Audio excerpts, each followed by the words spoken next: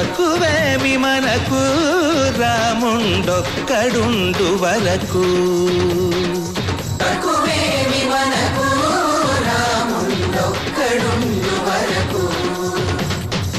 ఒక తోడుగా భగవంతుడు మును చక్రధారి చంతనే ఉండగా తక్కువేమి మనకు రాముండొక్కడుండు వరకు.